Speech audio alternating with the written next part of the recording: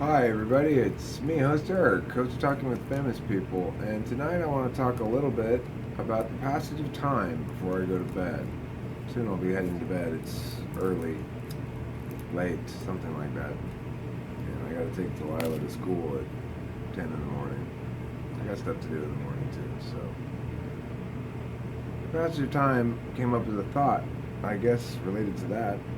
And I recalled long ago I wrote a short vignette of some sort, I guess you'd call it, in which the gist of it was very writerly. It was very polished, you know. That craft mastery goes through a lot of phases.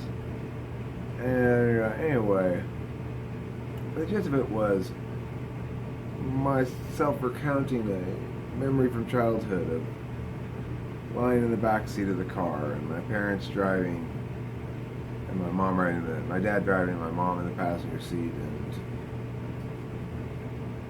and having those weird half sleeping experiences where you hear your parents talking and just feeling so settled and secure and not adrift in the reality of a lifetime in which potentialities become exhausted before you even know they were potentialities. I see that's what human existence boils down to on some level. We're thrown into the world unaware, unprepared, and seize upon potentialities, discarding others with no awareness that they're there. But it's necessarily so because we only have one shot to take our first angle of approach on any given moment.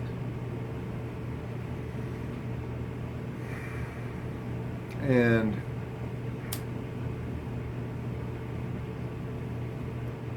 you know, for this last 15 minutes or so before bed, or how much time I spent on this video, 10, 15, 5, who knows, probably not 5, I'm already feeling it's going to be a little longer than that. How much time I spend on this video is time I'm not spending cleaning up, organizing stuff, putting stuff away. Am I going to go through a clean up and put away phase before bed? No, I'm not. I'll close this drawer. I'll start the upload on this, tag it out, describe it, and then go to bed and leave the computer open. Done in the morning without any problems. What am I not going to do is engage in a bunch of regulation activities because I'm not a regulator by nature. I don't lead with SI, I trail with SI. These potentialities we sacrifice as we engage in the process of living are the necessary cost of making choices. And yet, one cannot help but think again and again of the endless potentialities that each moment affords one and the necessity, the tragic necessity to flush almost all of them away. You only have so many chances to get up with the day and decide what to do with it. And to me, I want something tangible at the end of that day. And YouTube videos for me are by far the most tangible things in my life, I would say. They are permanent-ish. They track a path of growth as both an individual human being and as a YouTube video maker.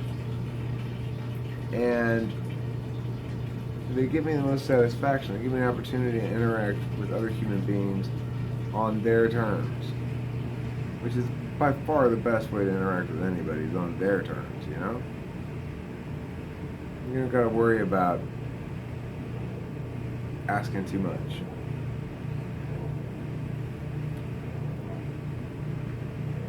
It gives me the opportunity to expand the potential group of people that I might interact with on any given occasion a great deal. And that to me is important as well, because I present a burden upon people who interact with me insofar as I'm going to say things like, well, let's do this right now. Let's do it right now. Can we schedule it? I don't want to schedule anything. That's a burden. But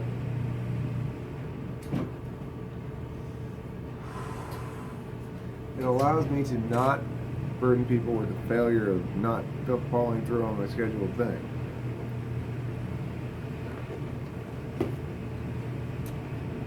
And if it's not work related or super important, it's a good chance I'm going to forget about it or not feel like it at that moment. Passage of time is an incredibly tricky thing for the ENTP, because if you think about the way our stack is organized, we want to disrupt the frequency progression. Frequency is the ordering of time-related things. We're about the disordering even of that. We're time at its most chaotic. We want to disrupt even the wave patterns. Our second function is there to help us do it. We don't even start thinking about human beings until our third function. And then it's just basically like things you gotta check to see if they're upset or not. Oh cool, they're happy, good. I'm not in any trouble. So I got this weird am I in trouble thing too. I had it for ages. Like I don't want to get in any trouble with anybody. Like I knew I could fight those battles if I wanted to. I just was terrified that I was making somebody else angry. You know, I didn't recognize it as that. I didn't realize, oh, you're afraid of hurting feelings and or not pleasing other people. And the thing is, of course, if I had afforded somebody a status of foe in some way, then it would change entirely. But prior to that, my priority would have been on avoiding the awkwardness of disagreement. So, you know, until you transform something into a foe of mine, I would capitulate for the most part, go along with things. But not anymore. I mean, what I do now is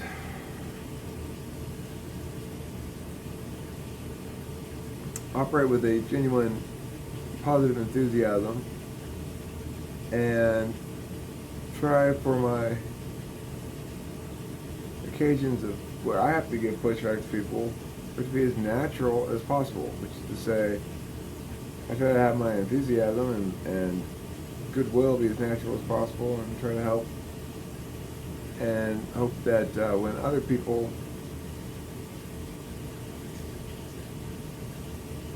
are giving me pushback that I think is misguided, that my natural indignation is an appropriate response.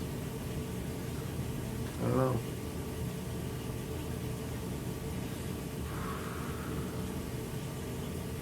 Here I am, a long way from the backseat of that car where it was safe and static.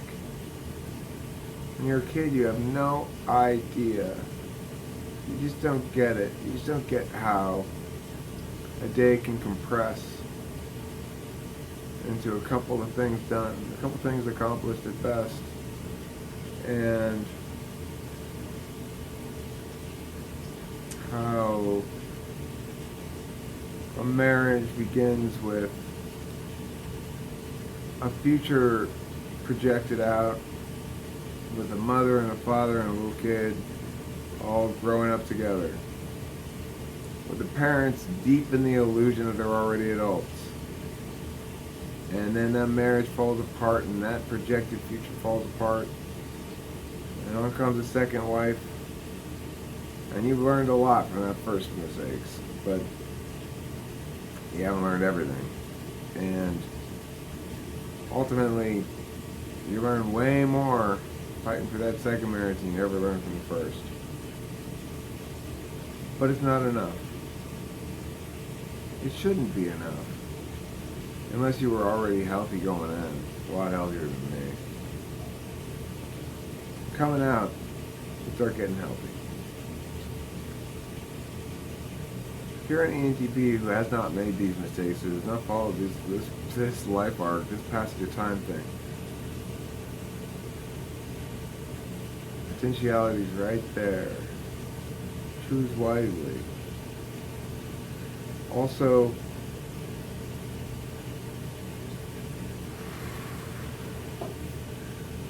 metacognate about your shortcomings.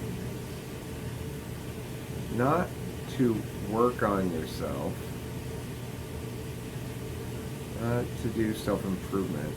That's going to happen naturally. You're going to self-improve whether you want to or not, whether you try to or not. It's unavoidable.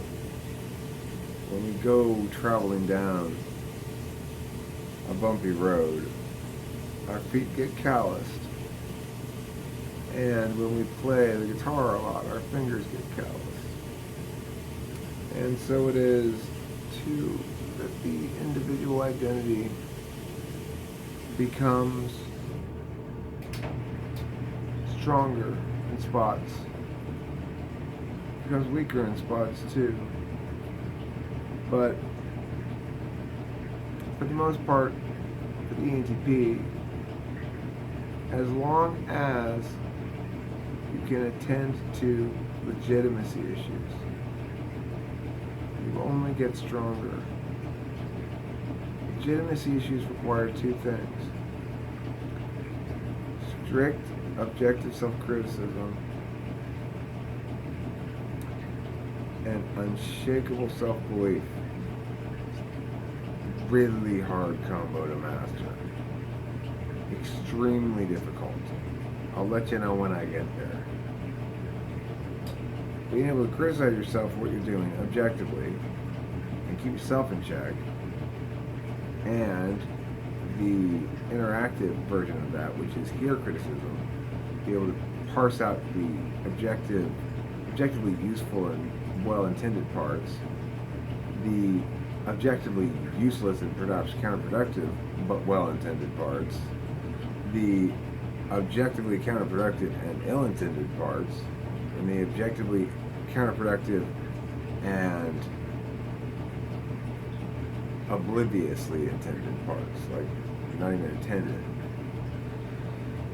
When you parse all that stuff out and can be objective about it and take from those critiques those things that are directed properly and intended properly, constructed properly, apply them.